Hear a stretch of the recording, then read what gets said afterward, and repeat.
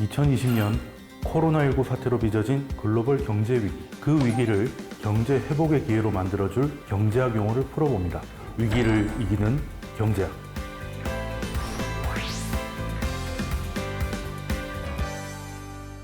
지난 7월 30일 한국은행과 미국 연방준비제도가 3월에 체결했던 통화수합 계약을 6개월 더 연장했습니다. 이미 지난 3월에 행했던 통화수합인데요. 도대체 이게 뭐기에 6개월 연장했다는 것이 이게 뉴스가 되고 더 크게 보도가 되는 걸까요?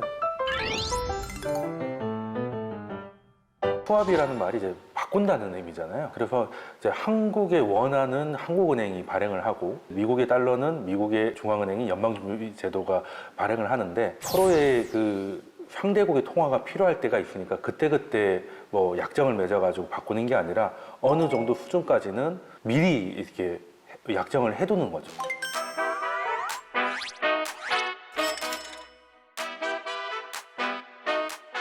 쉽게 얘기하면 어디 여행을 가는데 수학여행을 가든 뭐 배낭여행을 가든 가는데 꼭 필요하면 써라고 이제 엄마가 50만 원이든 체크카드를 줬다고 생각을 하면 될 것 같아요. 물론 그냥 쓰는 건 아니고 그렇지만 정말 비상시에는 나중에 갚을지언정 이거를 통해서 그 위기를 벗어날 수 있다.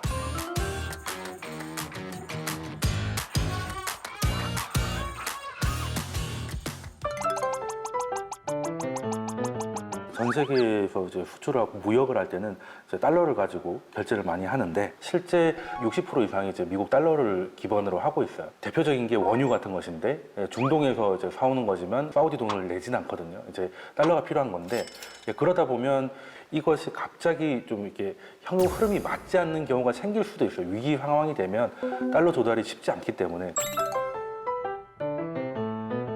외환위기라고 IMF 97년의 이야기인데 우리가 이제 전 세계 무역을 할 때 다 달러가 필요한데 필요한 만큼 가지고 있지 못해서 문제가 됐던 것이 이제 외환위기의 기억이고 특히 우리나라 같이 달러 같은 기축통화가 아니라 그 나라의 돈을 쓰고 있는 나라들은 전 세계의 경제가 위기에 빠지고 서로를 신뢰하지 못해서 돈을 빌리지 못한 상황이 왔을 때 그 나라의 통화 가치가 급격하게 떨어질 수 있다는 거예요. 우리가 뭐 1,600원, 2,000원 가까이 갔던 것도 이제 한국 경제에 대한 이제 신뢰가 무너지니까 한국 원화의 가치가 떨어진 게 환율 상승으로 나타난 것인데 다음 위기 때는 이제 어떻게든 이제 달러 조달에 대해서 안정성을 좀 확보해야 된다.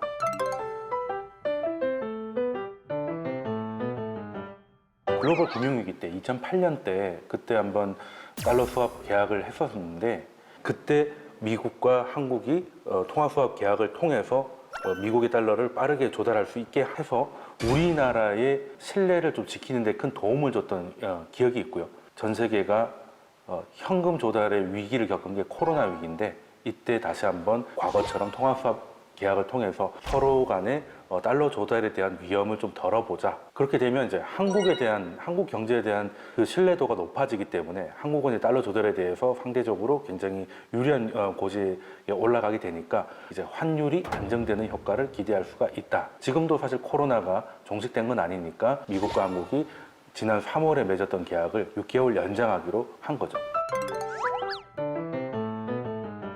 지금 설명을 뭐 한국과 미국 중심으로 얘기를 했는데 미국 입장에서도 여러 나라랑 하고 있고 우리 입장에서도 미국하고는 상시는 아니지만 캐나다 같은 경우는 미국과 이제 상시로 돼 있는 무제한으로 돼 있는 나라인데 우리하고 지금 좀 무제한으로 또 돼 있는 나라기도 하고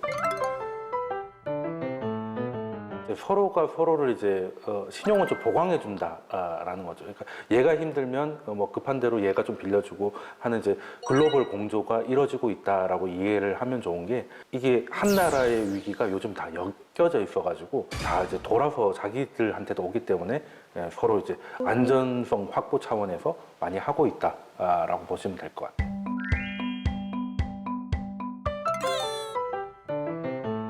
당연히 한국과 미국 기준으로 설명을 드리면 한국이 달러 조달에 대한 부담이 줄어드니까 한국의 원화의 통화 가치가 안정적으로 지켜지는 효과가 가장 크다. 통화 수합은 해서 꼭 달러를 조달하지 않는다 하더라도 체결 그 자체가 신뢰를 준다는 느낌을 아시면 좋을 것 같아요. 일단 우리나라가 평상시에는 별 상관이 없는데 뭐 코로나라든가 이런 이제 글로벌한 경제 충격이 왔을 때 지금 외환 보유고가 지금 한국은 지금 되게 많은 편인데 만약 예를 들어서 장기간 위기를 겪어서 이게 외환 보유고가 빠르게 줄어든다든가 달러 조달에 대한 두려움이 커지면 한국에 대한 믿음이 떨어지니 환율이 많이 올라가게 돼 있고 그러면 개인들 입장에서는 수입 물가 뭐 하다못해 뭐 기름값이라든가 식료품이라든가 모든 물가가 올라가게 되는 원인이 되기도 하고 그 불안 때문에 기업들이 투자나 이런 것들을 꺼리게 되면 취업도 좀 힘들어지는 상황. 이게 전체적으로 다 나빠진다고 볼 수 있을 것 같아요.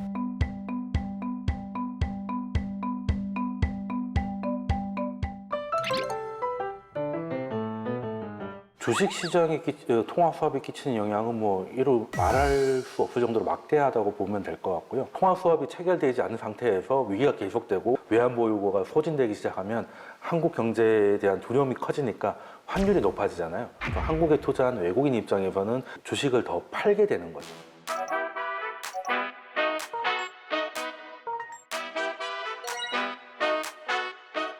통화 수합을 하게 되면 적어도 이 위험만큼은 제거가 되기 때문에 이게 어느 정도의 효과냐라고 하면 이번 코로나 때도 지금 코스피 코스닥 최저점이 3월 19일이었어요. 그 날이 통화 수합을 한 날입니다.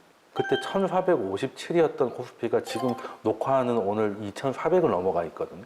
물론 이게 통화 수합 때문이라고 볼 수는 없는데 하락하는 것을 방어해 주는 데는 굉장히 큰 역할을 해준다는 거는 2008년 때도 마찬가지였고 이번에도 한 번 더 확인되는 걸 보면 적어도 이제 금융시장에서 통화수로 인한 환율 안정은 엄청나게 중요하다는.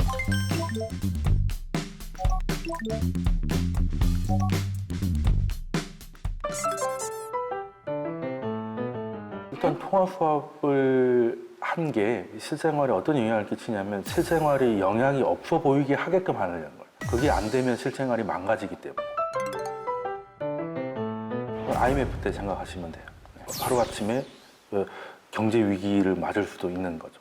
그때는 우리가 잘못했기보다는 외환이 충분하지 않은 상태에서 글로벌한 상황이 겹치다 보니까 그런 상황에서 끌려갈 수밖에 없었던 기억이 있기 때문에 우리가 일상적인 생활을 유지하기 위해서 하나의 울타리 같은 거라고 생각하시면 좋을 것 같아요.